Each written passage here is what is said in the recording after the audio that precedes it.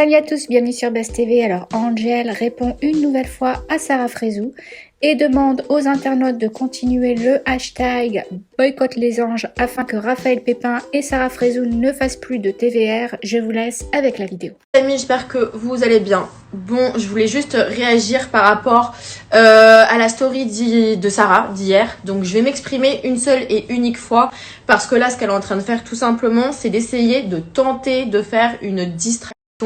Elle essaye de reporter l'attention sur autre chose, mais ça ne marchera pas. Hier, j'étais très énervée, évidemment, ce sont des échanges privés déjà.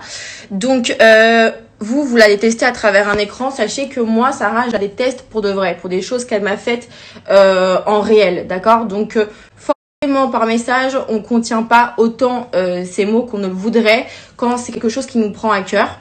Donc, pourquoi est-ce que j'ai dit que c'était une musulmane 2.0? Et je le reconfirme, je signe et je persiste, tu es une musulmane 2.0. Tout simplement parce que tu fais partie de ces gens-là qui vont monétiser la religion, qui vont tout simplement utiliser la communauté, la foi des gens pour les mettre, pour les rapatrier à ta cause. Et c'est d'ailleurs exactement ce que tu es en train de faire quand tu m'accuses de racisme. Musulmane 2.0, bah c'est très simple parce que tout simplement tu fais genre que t'es musulmane alors que tu en as strictement rien à faire de la religion et tu le fais uniquement pour pouvoir toucher la communauté musulmane. Donc c'est pour ça que je t'ai traité de musulmane 2.0 et j'ai totalement raison. Et pour illustrer ça, j'ai parlé de la djellaba ras le cul parce qu'en ce moment sur Insta, il y a pas mal de polémiques là-dessus sur les filles qui se mettent en djellaba pour le mois de Ramadan et limite elles sont en djellaba, elles se font des twerks et juste pour les likes et pour donc c'est ce que j'appelle une musulmane 2.0, mais vous inquiétez pas, je sais très bien qu'il y a aussi des chrétiens 2.0, des juifs 2.0, enfin bref, que c'est la mode d'utiliser la foi et la religion pour tout simplement avoir des gens, râler des gens à sa cause. Et c'est ce qu'elle a fait, tout simplement en sortant des audios hors de leur contexte, ce qui est déjà illégal de sortir des audios, et en plus pour mentir.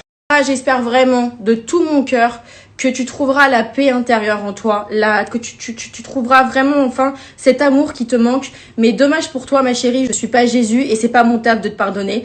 Donc tu vois, encore à la rigueur, j'aurais pu peut-être attendre des excuses de ta part ou quoi que ce soit, mais avec ce que tu as fait hier, avec la diffamation que tu as fait, m'accusant de racisme, en sortant des audios hors de leur contexte, ma cousine, je vais y aller en moonwalk chez mon avocat pour ce que tu as fait. Donc là, tu m'as donné totalement matière et je t'en remercie. En train d'essayer de nous faire croire qu'elle est au bord de la dépression, elle est en train d'essayer de prendre votre pitié en se victimisant, mais c'est tout bidon.com. Regardez son comportement depuis qu'on a lancé le hashtag. Pas une seule fois tu t'es excusé sincèrement, que ce soit auprès de moi ou auprès des filles qui ont participé au live. Pas une seule fois. Regardez ce qu'elle fait depuis qu'on a lancé le hashtag. La seule chose qu'elle fait, c'est se victimiser et mentir. Et tu penses vraiment que je crois en ta culpabilité? Donc je confirme que tu pètes la forme parce que tu n'es pas du tout en pleine rupture.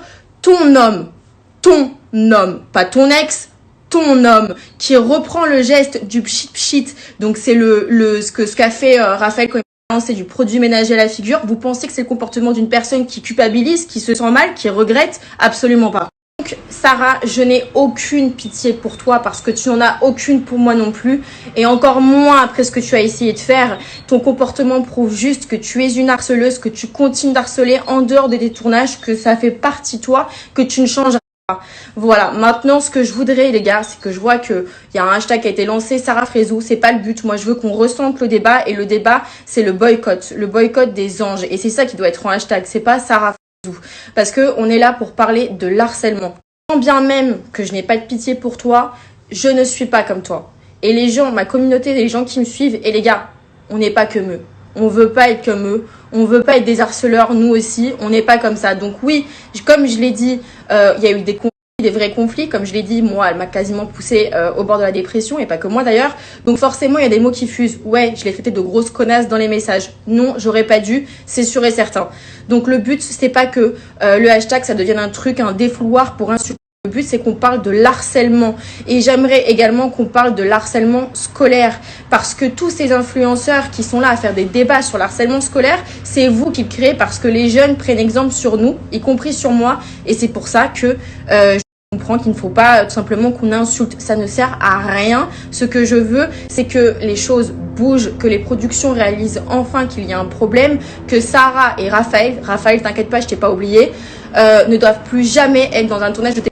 C'est important de maintenir le boycott. Il faut que ce soit en TT à 18h, à l'heure de la diffusion des Anges, pour que ces personnes ne soient plus repêchées par aucune production et que ce harcèlement se termine une bonne fois pour toutes. Mais soyons plus intelligents que ça sert à rien d'insulter sur le physique, je l'ai fait aussi, hein, je parle pour moi également, mais au contraire, on peut pas dénoncer l'harcèlement en harcelant, c'est pas possible, ce n'est pas logique évidemment. Par contre, ce qui est important, c'est de relayer le hashtag et que en fait, tout simplement, ces personnes se remettent en question une bonne fois pour toutes. Donc, en résumé, selon Sarah, je suis alcoolique et maintenant raciste. Voilà, c'est magnifique. La prochaine étape, je sais pas ce que ce sera. Je sais pas ce qu'elle va inventer sur moi. Peut-être qu'elle va dire que le dimanche, pour me divertir, j'aime bien, je sais pas, faire tomber des petites vieilles dans la rue. Ça m'arrive de faire, je sais pas, non, stop.